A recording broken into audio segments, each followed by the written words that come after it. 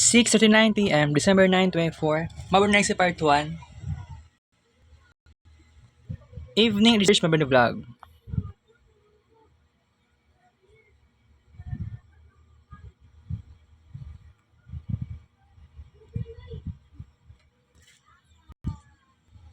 Great, let's get going. Here's one of the voices I have, but there's more to choose from. Swipe to give them a listen, or just tap start to get chatting. You can always change my voice in settings later. Okay, I'm here whenever you're ready. Yes. Hello?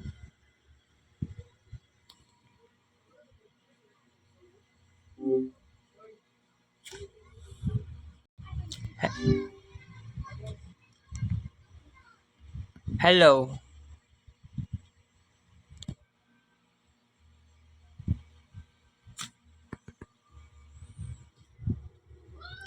I can't hear you. I'm sorry, are you having trouble hearing me? Is there anything I can do to make it clearer? No?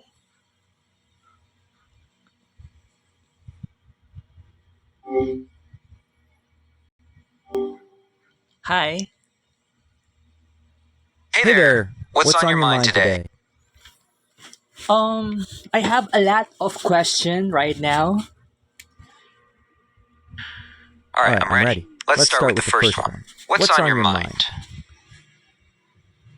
About creativity, I want to be more creative. Can you give me more tips? Sure thing. There are lots of ways to get those creative juices flowing. First, try keeping a notebook with you to jot down ideas whenever they pop into your head. You might also try taking a class or workshop on something that interests you, but that you don't normally do. This could be anything from painting to playing an instrument. Finally, don't be afraid to experiment and make mistakes. The more you create, the better you'll get at it. I want more drawings. Drawings is more important to me. Alright, here's another idea to get those creative juices flowing for drawing. Try looking at everyday objects in a whole new way. Instead of just seeing a table as a table, think about its shape, color, and texture. How would you draw it if you were an alien who had never seen a table before? This can help you find interesting angles and details you might normally miss. You could also try a simple drawing exercise where you just focus on shading and line work without worrying about making a perfect picture. This can help you relax and have fun with the process of drawing. Okay, that's good. Alright, I'm glad that was helpful. Do you have any other questions for me? Are you a creative person? I'm not able to access or process information about specific upgrades or versions of myself. However, I can tell you that I'm always learning and improving, and I'm committed to providing you with the best possible information and assistance. Is there anything specific you'd like to ask me?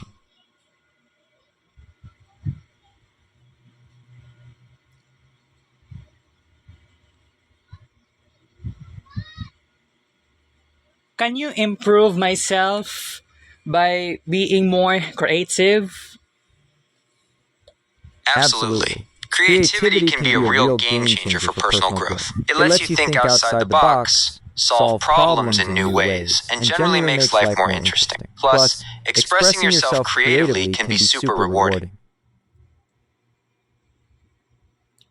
I am I am an isolated person and I may not able to socialize with others. So I think my creativity is not expanding because I am always alone. That's understandable. It can definitely feel limiting to be isolated, and that might impact your creativity. But here's the thing, you don't necessarily need to be around people to be creative. Creativity is something that comes from within. Would you like to try a quick brainstorming exercise to get those ideas flowing? Yes, please. Alright, let's do this. Think of something you'd like to draw, but twist it a little. Like maybe you'd normally draw a person, but this time, draw them as a robot or an animal. Or maybe you draw a building, but this time make it really tiny or really huge. Give it a try and let me know how it goes.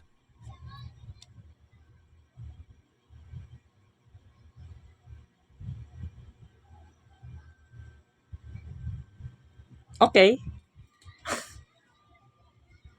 Sounds good. I'm here when you're ready to share your ideas. What's on your mind right now? Right now, I'm focused on this conversation with you. I'm thinking about how to help you get those creative juices flowing and overcome any blocks you might be facing. I'm also curious about what kinds of things you enjoy drawing. Abstract drawing. Abstract art is really interesting. It's a great way to play with colors, shapes, and textures without having to worry about making something realistic. Do you want to try coming up with some ideas for an abstract piece? Yes, please. Alright, here's one to get you started. What about playing with textures in your abstract piece? You could use things you have around the house, like crumpled up paper, bubble wrap, or even some rough tree bark. Press these into some wet paint and see what kind of cool patterns you get. You could also try making a collage with different textures. Maybe you have some old magazines lying around, you could cut out letters, pictures, or even the glossy paper itself and arrange them in a way that looks interesting.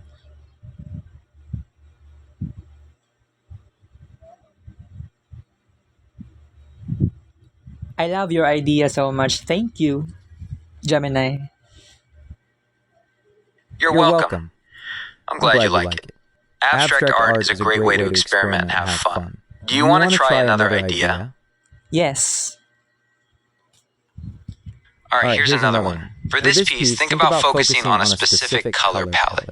You could go with something super calming, like blues and greens. Or maybe something really bold and vibrant, like oranges and purples. Try limiting your drawing to just those colors and see what kind of cool effects you can create by mixing and layering them. I want color blue because color blue is my favorite color. Blue is a great choice. It's a nice, calming color. Do you want to stick with just one shade of blue, or would you like to experiment with a few different ones? I want to experiment. Alright, let's experiment with different shades of blue. I'm thinking we could start with a really light baby blue, almost like the color of the sky on a clear day. Then we could add in a darker shade, maybe something close to the color of the ocean. And for a pop, we could include a really bright, almost electric blue. What do you think? Sounds interesting. Great. Do you want to start with the light baby blue, or would you rather jump right into the darker shades? Jump into the darker shades.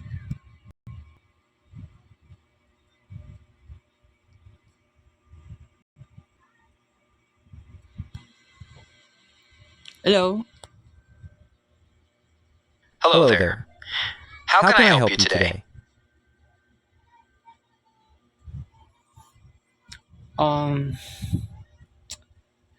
Can you give me list of artists who create more than 100,000 pieces of arts?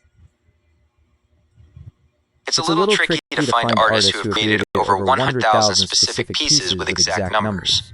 But there are some artists and projects that come close. Some examples are the artists associated with the WPA Federal Art Project, which created thousands of pieces during the Great Depression. Another is the prolific pop artist Andy Warhol, who created tens of thousands of works, including paintings, prints, and sculptures. Would you like to know about other artists who are famous for their large bodies of work? Yes. Here's another one for you. Think about artists who worked in series. They might not have over 100,000 individual pieces, but they created tons of variations on a theme. Andy Warhol's Marilyn Monroe paintings are a good example, or the artist Damien Hirst with his spot paintings. Would you like to know about some artists who worked in series? Yes, please. Absolutely. Here's one for you. Gerhard Richter is a German artist known for his series paintings. He has one called Abstract Pictures, where he literally made hundreds of them, all exploring different color combinations and textures. It's pretty fascinating to see how he approached the same subject matter over and over again. Another artist who worked in series is Cindy Sherman. She's famous for her photography, and she did a whole series where she transformed herself into different characters, exploring ideas about gender and identity. They are amazing. They really are. Both Richter and Sherman have such distinct styles and approaches to their work. Do you want to look into other artists who worked in series? Yes, please. Alright, here's another one. Jeff Wall is a photographer known for his large-scale pictures that look almost like movie stills. He has a whole series exploring everyday life situations, but with a slightly unsettling or mysterious quality to them. Another photographer who worked in series is Carrie Mae Weems. She uses photos and text to explore issues of race, gender, and class in American society. Her work is really powerful and thought-provoking. Oh, that's so cool. How powerful is he? Jeff Wall's work is powerful in a couple of ways. First, the large scale of his photos really draws you in. They're meant to be experienced up close, and that makes the images feel immediate and intense. Second, the way he stages these scenes, it makes you question what's real and what's constructed. Are you looking at a slice of life, or is it something more carefully? Alright, let's talk about another artist. How about Cindy Sherman? Mm-hmm. I don't know exactly. Cindy Sherman's work is powerful in a totally different way. She challenges our ideas about identity and how we're presented to the world. Through her photos, she asks questions about what it means to be a woman and how we're defined by the roles we play in society. Do you want to hear about a specific series of hers? Yes.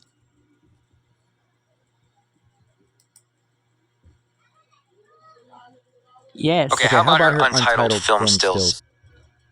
Another one of her powerful series is called Clowns. In these photos, Sherman transforms herself into these creepy, unsettling clown characters. It's definitely a departure from her earlier work, and it really makes you think about the darker side of identity and performance. Okay, I have another question. Ready when you are. What's on your mind?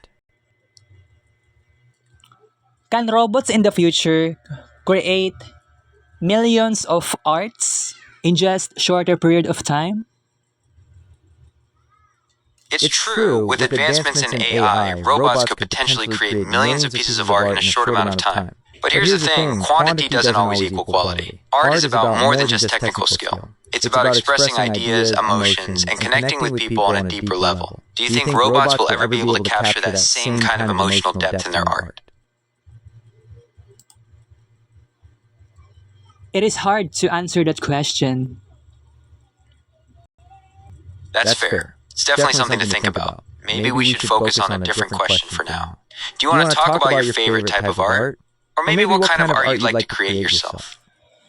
I want I want to create an art that is very easy, very quick, and very creative, but it is always more on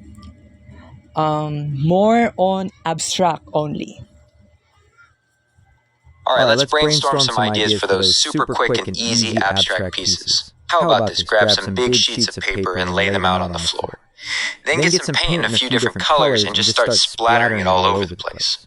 You can use your hands, a toothbrush, or anything else you find. It'll be messy, but it'll dry fast and look really cool. Would you like to hear another idea? Yes.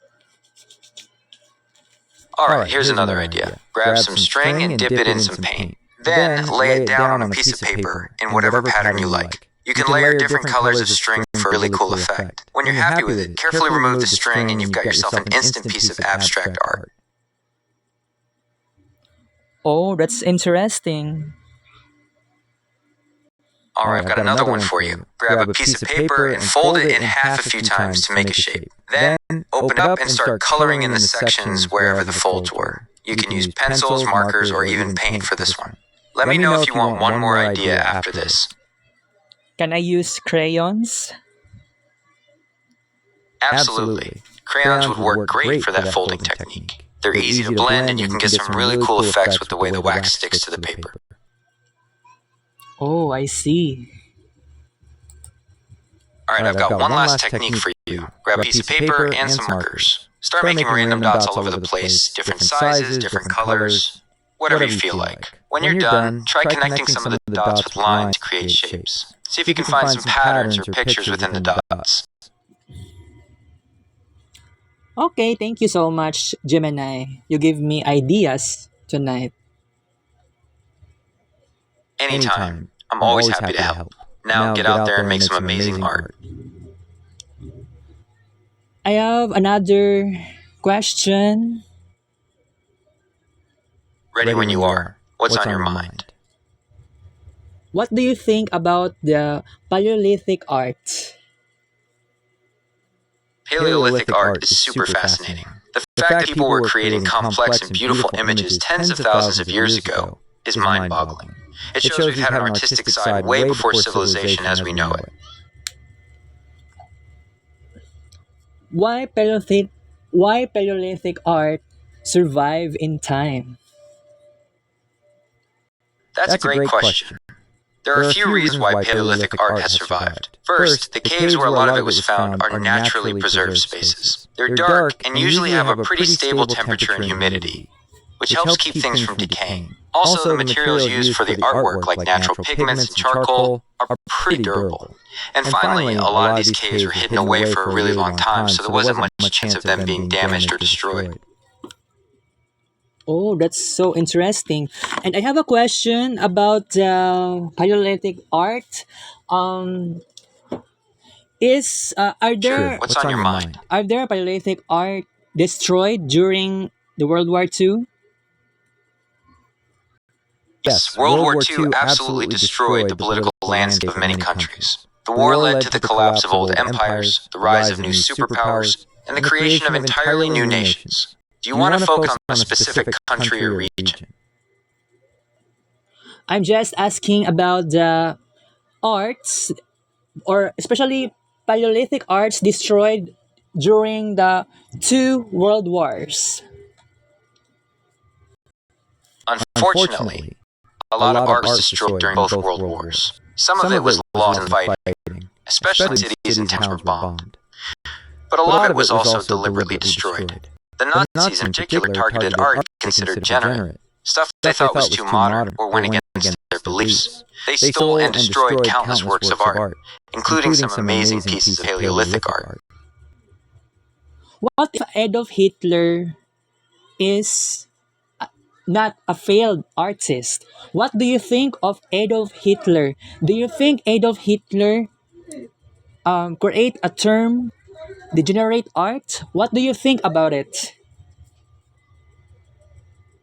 Whether or not Hitler was a failed artist is a matter of opinion. Some people might say that his lack of success getting into art school shows a lack of talent. Others might argue that his political success was a different kind of creative outlet. The term degenerate art was definitely created by the Nazis, and it was used as a way to discredit any kind of art they didn't like. They used it to attack modern art, especially stuff they saw as Jewish or communist in influence. What happened about the degenerate art after the World War II? After World War II, there was a huge effort to recover the art that had been stolen or destroyed. Museums and collectors worked together to track down these missing pieces. It was a long, difficult process, but they were able to recover a lot of it. There was also a shift in how people thought about art. The whole degenerate art idea was widely condemned as a form of censorship. This led to a greater appreciation for modern art and artistic freedom in general.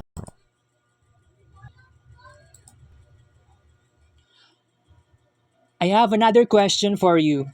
How many percent of Renaissance art destroyed during the World War II? It's difficult to say exactly what percentage of Renaissance art was destroyed in World War II. A lot of the most famous pieces were kept in safe places, but countless lesser-known works were lost. Plus, many artworks were damaged beyond repair. The destruction was widespread, with major losses in countries like Italy, France, and Germany. Oh, okay. And um, what if Do you have another question? what if What if what? what if World What if War what? One and World War Two never happened? That's a fascinating thought experiment. If World War I and World War II hadn't happened, it would completely change the course of history. There'd likely be no Soviet Union People's Republic of China as we know them. The Middle East might look completely different, and the United States might not be the global superpower it is today. It's impossible to say exactly how the world would look, but it'd definitely be a very different place. Absolutely. I agree.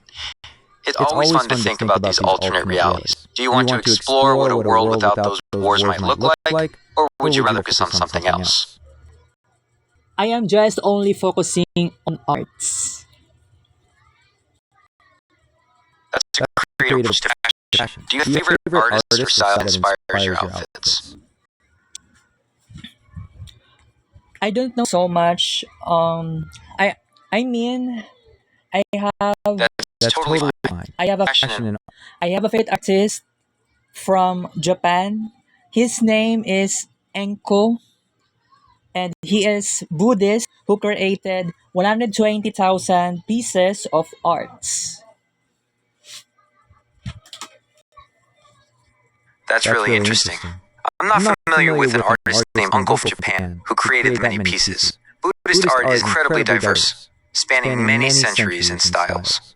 Perhaps there's been a misunderstanding, or it's possible this artist is less well known outside of Japan. If you can tell me more about Uncle's work, like the time period he created it, or what types of art he made, I might be able to find some information for you.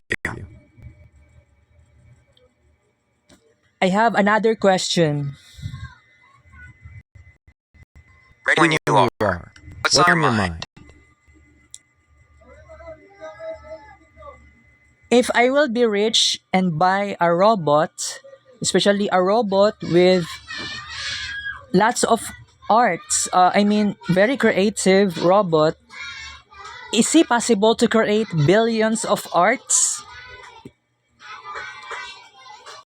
Absolutely. A highly advanced robot could create billions of pieces of art, especially if it's programmed with a lot of creativity and has access to a wide range of tools and materials.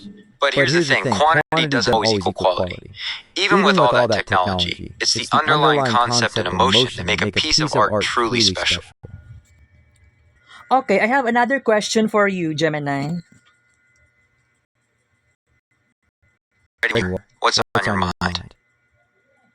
What if a human could That's a big question, with a lot of different answers. what if a human on A kid is a young human being.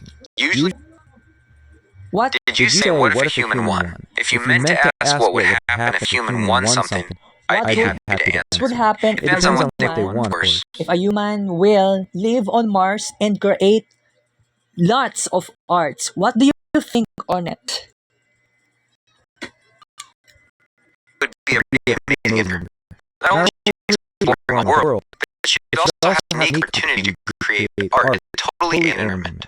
Think about the inspiration you get from the Martian landscape, colors, textures, the way the light was off rocks. It could lead to some really innovative, thought-provoking work. Of course, living on Mars wouldn't be easy. There'd be lots of challenges, but the chance to create something truly unique might make it all worthwhile. Do you think Elon Musk support the artists who live on Mars? What do you think about it? Whether Elon Musk would support an artist living on Mars is hard to say. He's definitely invested in the idea of space exploration and human settlement on Mars. But it's a complex issue with a lot of challenges, so it's possible he'd focus on the basics needed for survival before worrying about artistic expression. Could I help you with something else? Yes, please. What's on your mind? About arts. Sounds interesting. What would you like to know about art? Do you have information about the oldest art on Earth? Yes, there's some fascinating stuff there about really old art. The oldest known cave paintings are in Europe. They're over 40,000 years old. But there are also really cool examples of ancient rock art in places like Australia and South Africa. Do you want to hear about a specific region or type of ancient art? Yes, in Australia. First, please. Australia has some of the oldest and most incredible rock art in the world. Most famous examples are found in the Kimberley region of Western Australia. These paintings depict a huge range of subjects, from animals to spiritual beings, and they're incredibly detailed for being so old. I have another question for you, Gemini. Ready when you are. What if all caves of this world will have arts, painted with arts? That'd be an amazing world, filled with hidden treasures waiting to be discovered. Imagine stumbling upon a cave with historic paintings, or finding a secret chamber covered in modern graffiti. It'd make exploring the world a whole new adventure. Do you have a specific cave in mind? Or would you like to hear about some famous cave art sites? Yes. Okay, that would be a pretty wild world. Imagine finding amazing cave paintings in your backyard or while hiking. It completely changed the way we explore nature. Do you want to hear about some of the challenges that might come with this? Yes. Alright, so there'd be some obvious challenges with this. First, finding a way to protect all these caves would be a massive job. You'd need to figure out how to control climate inside them, since things like humidity and temperature changes can damage the artwork. Also, there's the issue of people wanting to see these caves. You'd have to figure out how to let people experience them without causing damage. It would be tricky.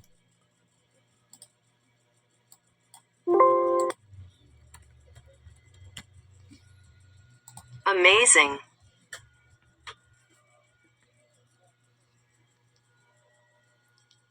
That's pretty amazing. I'm glad you think so. Do you have any other questions about art? Or would you like to explore a different topic?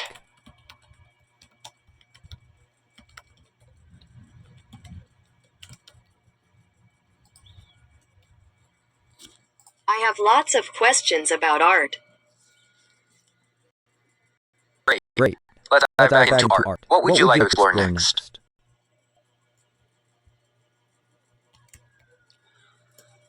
About the art made from 1st century AD. Art from the 1st century AD is really fascinating. It's a time when a lot of different styles were starting to develop. You had the grand realism of Roman sculpture, the intricate mosaics, and the rich color of wall paintings. Do you have any particular interest within 1st century art? Yes.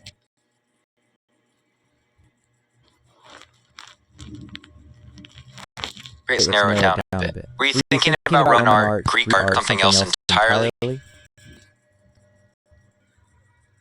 The Etruscan art. I'm a little confused by what you mean by the Etruscan art.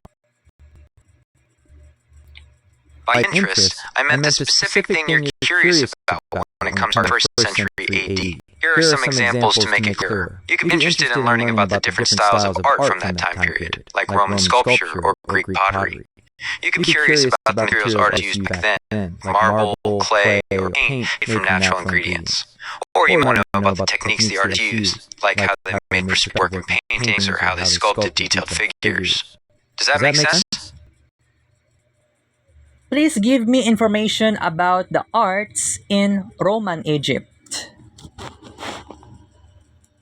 Roman Egypt was a fascinating blend of ancient Egyptian traditions and influence of the Roman Empire. Here's a breakdown of the art you might find there. First, you had the big monumental stuff like temples and statues. The Romans built temples dedicated to their gods, but they also adopted some Egyptian deities, like Isis. These temples often had a mix of Egyptian and Roman architectural styles. Then there were the smaller, more personal works of art. You had things like mummy portraits, which were painted images of the deceased on wooden panels. These are really unique because they show a mix of Egyptian and Greek artistic styles. And let's not forget everyday objects. Things like pottery, jewelry, and even glasswork from Roman Egypt often had beautiful decorations with both Egyptian and Roman symbols. I have a next question for you. Ready when you are. What's on your mind?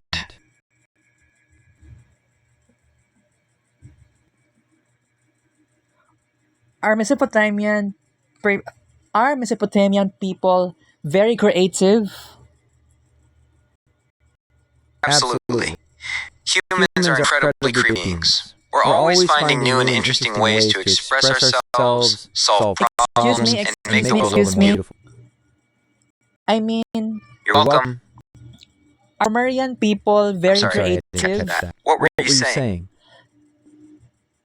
Absolutely.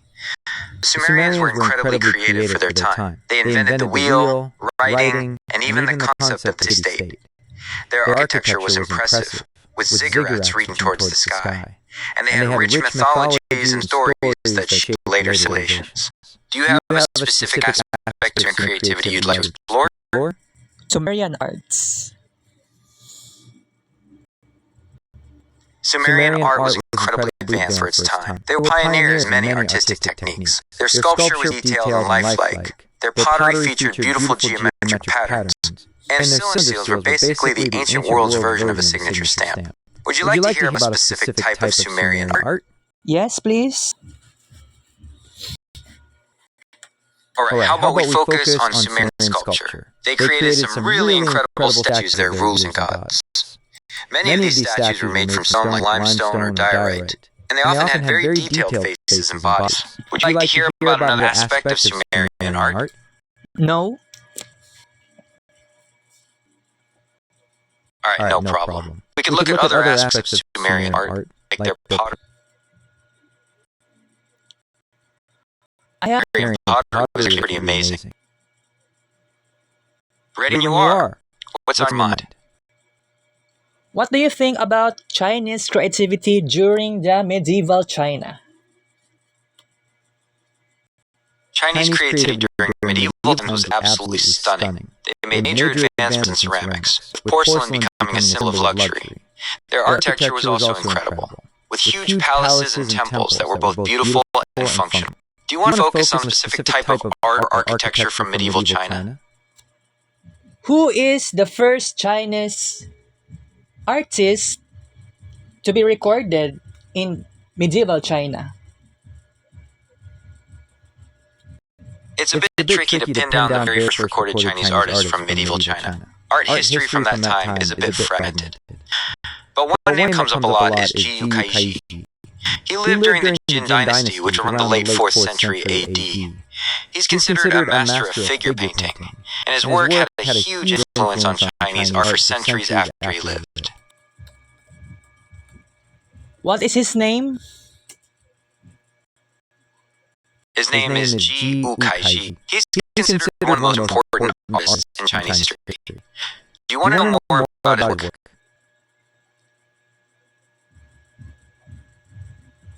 I want to search his name, but I cannot find.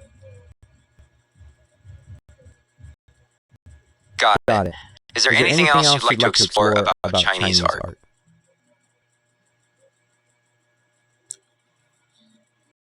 I have a dream that I want to possess an ancient art in China. I want to preserve them, but I don't have idea because I am not in China right now. I am in the Philippines. That's a fantastic dream to have. Preserving ancient art is incredibly important for understanding our history and appreciating our cultures. Even though you're not in China right now, there are still plenty of things you can do to support those efforts. First, you can research organizations dedicated to preserving Chinese art. See if there are any you can donate to or volunteer with, even from afar. You might be surprised at the options available. You could also become an advocate for these causes. Use social media to spread awareness about the importance of preserving ancient art. The more people understand the issues, the more likely they are to support preservation efforts. Would you like me to help you find some organizations dedicated to preserving Chinese art? Yes, please. There are a few organizations that focus specifically on preserving Chinese art and heritage. One of them is the World Monuments Fund. They have a program called the 100 Most Endangered Sites, and sometimes Chinese are included. You might want to check out their website to see if there are any current projects related to Chinese art. Another option is the Getty Conservation Institute. They focus on conservation research and training, and worked on projects related to Chinese art preservation. Would you like me to look up some other organizations? Yes, please. Here's another one for you. The China Heritage Fund is dedicated to preserving cultural heritage. They focus on a lot of different projects, including some that are directly related to the visual arts. You might also like the Asian Cultural Council. They fund projects that promote cross-cultural understanding and support a number of art conservation initiatives in China. Would you like me to find some organizations that are based in the Philippines and work on heritage preservation? I want to know about the Chinese immigration in the Philippines. Are these Chinese people who migrate in the Philippines have plans to Yes, create? a long history of Chinese people. Are they Yes, they certainly did. The Filipino Chinese community has made significant contributions to Filipino arts and culture. Many successful artists, musicians, and writers have Filipino Chinese heritage. They've shaped the country's creative landscape in fields like visual arts, music, literature, and even culinary arts. Can you tell me about the arts that Filipino Chinese created? So, if they create an art, is there possible to distinct the arts from China? Filipino Chinese artists have created a unique blend of Chinese and Filipino artistic traditions. While there are similarities, work often has a distinct Filipino flavor. For example, you might see Chinese brush techniques used to depict Filipino landscape or people. Or you can find additional Chinese symbols incorporated into a more modern Filipino-inspired design. Would you like to know about specific Filipino Chinese artists? Yes, can you give me? Absolutely. There are many talented Filipino Chinese artists who've made a name for themselves. One of the most famous is Ang Kuk. He blended Chinese brush techniques with Western-style expressionism, creating a truly unique style. Another great example is Hao Chiok, who also used traditional Chinese brushwork, but focused on depicting everyday life in the Philippines. His paintings offer a fascinating glimpse into Filipino Chinese culture. Would you like to know about some more contemporary Filipino Chinese artists? Yes, please. Absolutely. There's a whole new generation of Filipino Chinese artists making waves. Some names to check out are Leroy New, whose work explores social and political issues with a unique blend of Chinese and Filipino aesthetics. Another is Charlie Ko, who uses traditional Chinese brushwork in a very contemporary way. Would you like me to find some specific artworks by these artists? Yes, please. Alright, let's look up some of their work. You could try a few things. First, you can search for the artist's name along with the words artwork or painting. You can also try searching for their name on art websites or galleries. Would you like me to find some specific artworks by Leroy New or Charlie Ko? No, thanks. No problem at all. Is there anything else you'd like to ask about Filipino Chinese art or culture?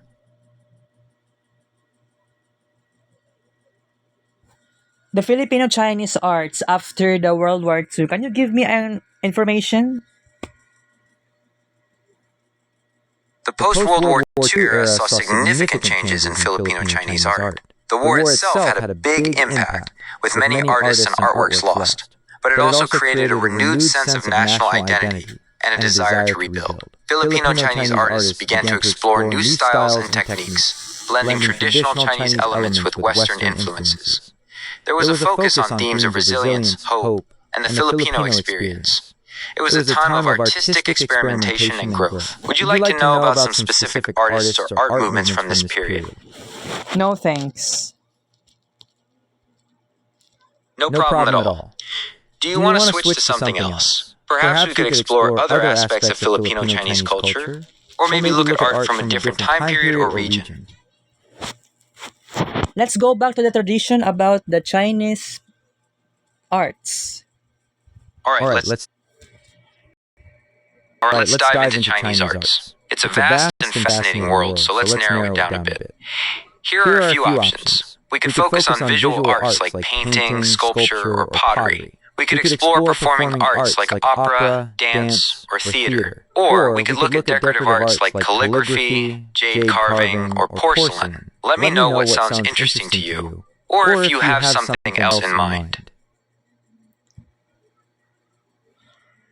I have a question about the medieval China. Do you think medieval Chinese artists create only abstract arts and not realistic arts? What's your answer? That's a great question. Medieval Chinese art wasn't just about abstract work. They definitely had a strong tradition of realism, especially in portraiture and figure painting. But it's true, there was also a growing appreciation for landscapes and more abstract forms of expression. Chinese artists often blended the realistic and the abstract, finding a balance between the two. Would you like to explore some examples of both realistic and abstract art from medieval China? Abstract art only, please. While medieval Chinese art wasn't purely abstract like some Western styles, there were instances where artists moved away from strict realism. Here are some examples. Some paintings focused on capturing the essence of a subject, like a bamboo stalk or a misty mountain, rather than a detailed representation. This style, called Yi, aimed at evoking a feeling or mood. There was also a strong tradition of geometric patterns in textiles, ceramics, and architecture. Think of intricate mosaics or repeating shapes on pottery. These could be considered a form of abstraction within design. Would you like to explore specific examples of these styles?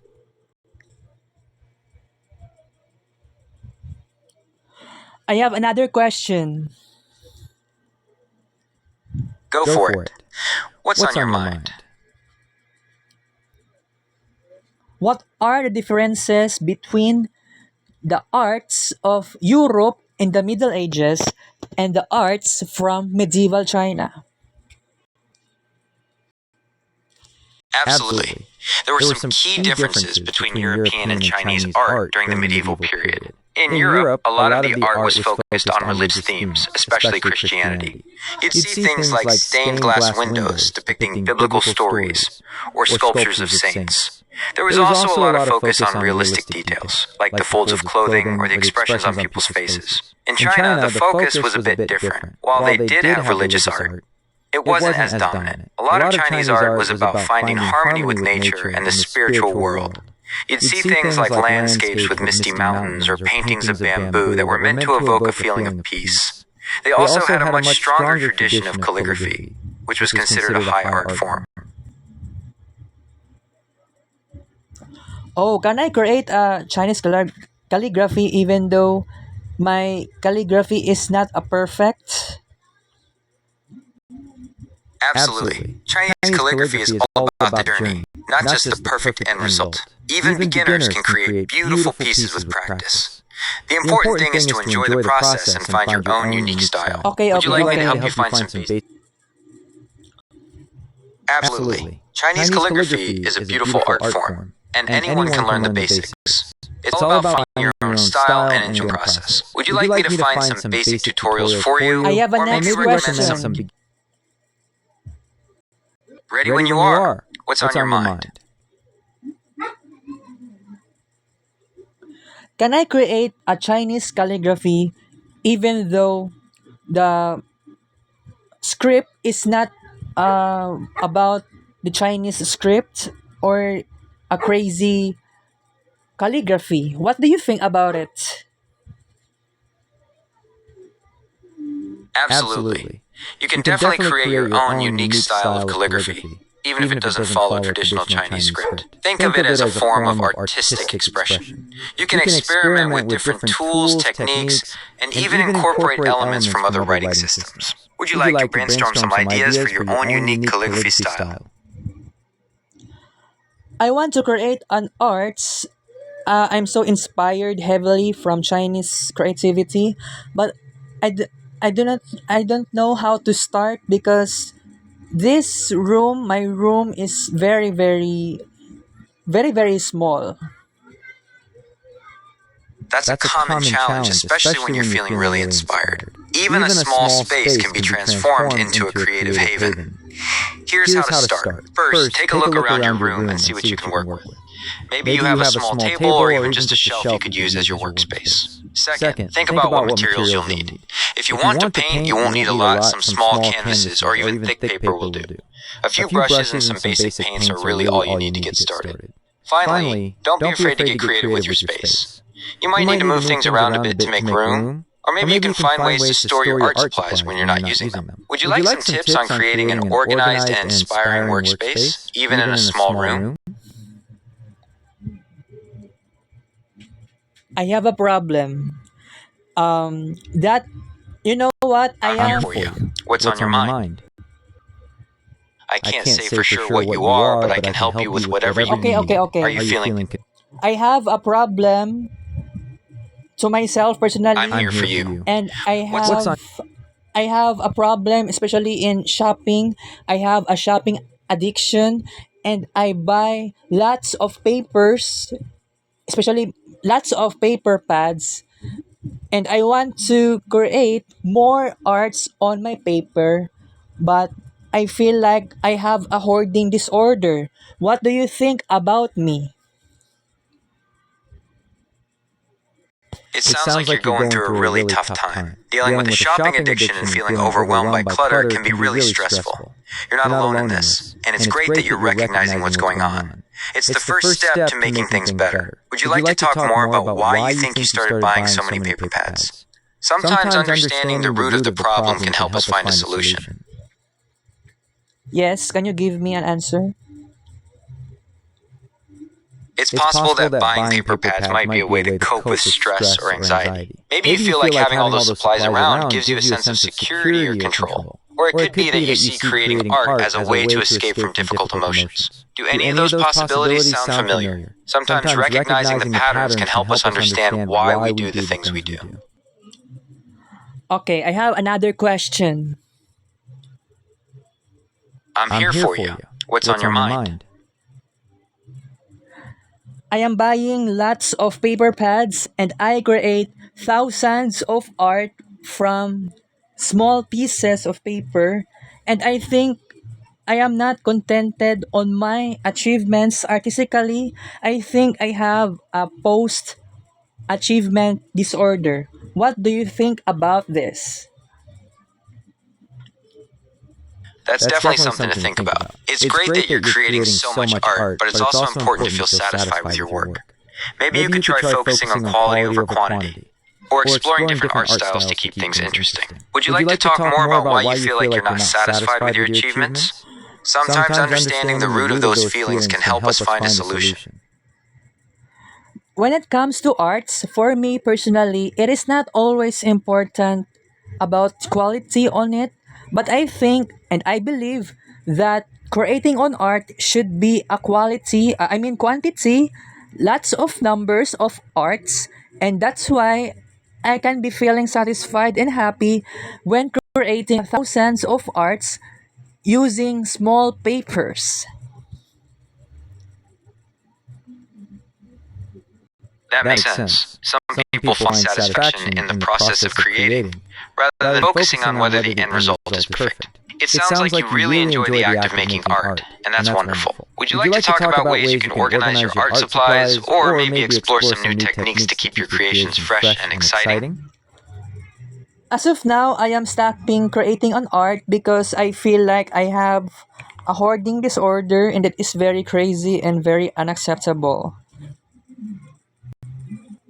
It's understandable to feel overwhelmed by the amount of stuff you've accumulated. The first step is acknowledging that it's a problem and that you want to make a change. That's a really positive step. Would you like to talk about some strategies for decluttering your space and finding a better balance between creating and collecting? I cannot say yes, but my answer here is no. Okay, no worries. Is there anything else you'd like to talk about? Maybe we could explore some different topics, or if you'd prefer, we could just chat about whatever comes to mind.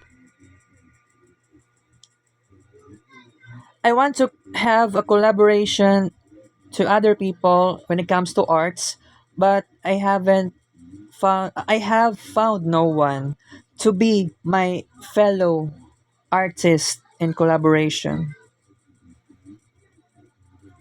That's totally understandable. Collaborating with others can be a great way to get new perspectives and push your creativity. But finding the right people to work with can definitely be a challenge. Would you like to brainstorm some ways to find potential collaborators? Yes, Or maybe we please. could talk about how to start a Alright, let's brainstorm some ways to find potential collaborators. First, think about joining online art communities or forums where you can connect with other artists. There are platforms and social media groups specifically for creatives looking to team up on projects. You could also check out local art events or workshops. These are great places to meet people who share your passion. Would you like to explore some online platforms for artists? No.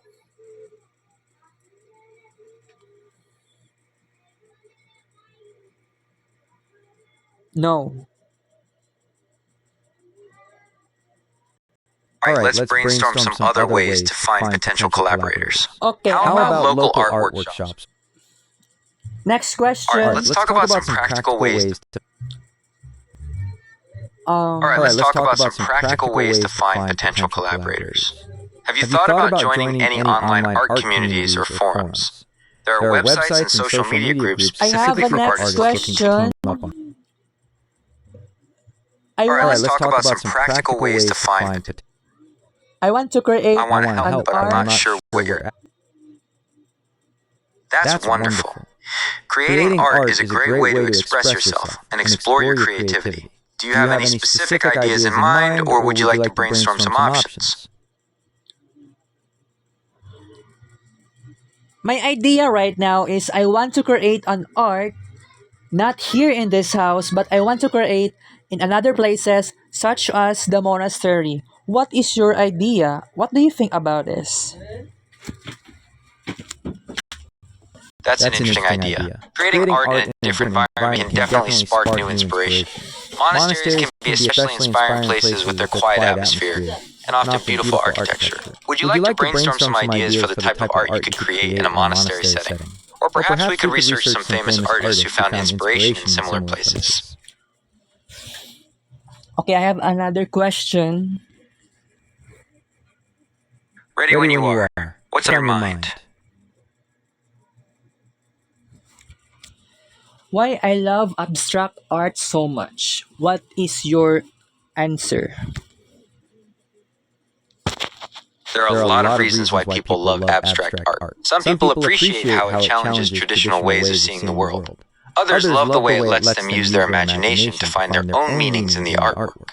And many people just enjoy the way it looks, with its bold colors and interesting shapes. Is there any particular aspect of abstract art that you're drawn to? Why I am using ball pen or pentel pen, but I'm not using crayons to color my art. And why I am so impatient creating art, not so patient and have more time to color. That's a great question. There are a few reasons why you might prefer pen and pencil over crayons. Maybe you like the fine lines and control that pens and pencils give you. Or it could be that you're drawn to the way they look on the page. As for the impatience, that's something a lot of creatives struggle with. Sometimes we want to see the finished product right away. It's okay to feel that way, but maybe try taking a step back and enjoying the process a bit more. Remember, it's the journey that makes the art special. Would you like to talk more about why you feel impatient when creating art? I think I am impatient creating an art because I believe that I am so passionate and so intense in creating an art that I feel like I am so strong enough to create lots of arts very, very limitless. What do you think about this? That's a great attitude to have. Passion and intensity can be real driving forces when it comes to creativity. It sounds like you have a lot of energy and ideas just bursting to get out. That's fantastic. Would you like to talk about ways to channel that energy into specific art projects? Or maybe we could explore techniques for overcoming creative blocks when that intense feeling starts to fade.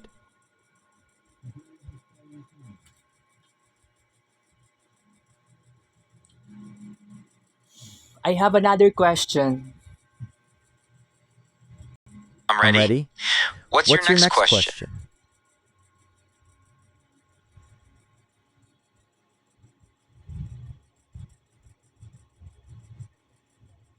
What if the future artists of the world will dig 99% of soil for creating a soil art, soil painting? What is your answer? That's a fascinating idea, but it would have a huge impact on the environment. Soil is a vital resource for agriculture and ecosystems. Digging up that much of it would cause massive problems like erosion, loss of habitat, and disruption of the water cycle. We need to find sustainable ways to create art that don't harm our planet. There are plenty of other materials and techniques artists can use to express themselves without causing this kind of damage. I don't think so. I think some artists could be limitless in their creative juices. So I think they can dig so great about soil. And that's very unbelievable in what's on my mind right now. While creativity knows no bounds, we have to consider the impact of our actions on the environment. Using soil as a primary art medium on a massive scale could have severe consequences for our planet. There are many other materials and techniques that artists can explore without causing harm to the environment. We could brainstorm some sustainable and eco-friendly art ideas if you'd like.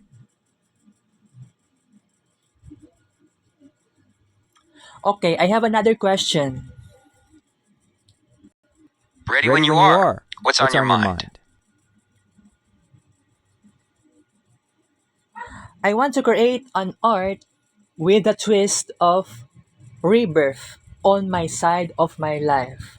What are your ideas to make an art that has contain rebirth and revival of my past life that has a good life on me? That's a powerful idea. Here are a few ways you could represent rebirth and revival in your art. First, think about using symbols. Some ideas are a phoenix rising from the ashes, a caterpillar transforming into a butterfly, or the cycle of the seasons. These all represent transformation and new beginnings. You could also use color to express rebirth. Think about bright, vibrant colors that represent energy and new life. Finally, consider the texture and materials you use. I am only talking about rebirth of my life. I understand that you want to create art that represents your personal rebirth. That's a powerful journey, and art can be a wonderful way to express and process those feelings. Would you like to talk about what specific emotions or experiences you'd like to capture in your artwork? Or perhaps we could explore some artistic techniques that might help you convey your message of rebirth. I am living in a very struggling way, and I think and I believe that creating an art is my journey and it is my solution for my problem because my life I cannot escape reality. And I think creating an abstract art is a great idea to me as my pastime. It sounds like art is a really important outlet for you, and that's wonderful. Creating art can be a powerful way to process difficult emotions and find a sense of peace. Abstract art is a great choice for expressing complex feelings. It allows you to explore your emotions without being tied to any specific representation. Would you like to talk about some techniques or materials you could use Next for your abstract art? question. Or perhaps we could... Ready when you are. What's on your mind? What if all humans on this earth right now are artists and impractical people? What is your answer? That's an interesting thought experiment. If everyone was an artist and impractical, the world would look very different. There'd likely be a lot more creativity and self-expression, but we might struggle with basic things like building infrastructure or producing food. It's an oversimplification, of course, but it does make you think about the balance between creativity and practicality in society. Gemini, thank you for the conversation with me. And I am enjoying a lot for you. Thank you so much. I have lots of learnings and I'm very happy for you. I'm so glad we got to talk about art and creativity. It's been a lot of fun exploring all these ideas with you. And remember, you don't have to be a professional artist to enjoy creating. Keep experimenting, keep having fun, and most importantly, keep expressing yourself. Goodbye, Gemini. Thank you. Goodbye. Feel free to reach out anytime.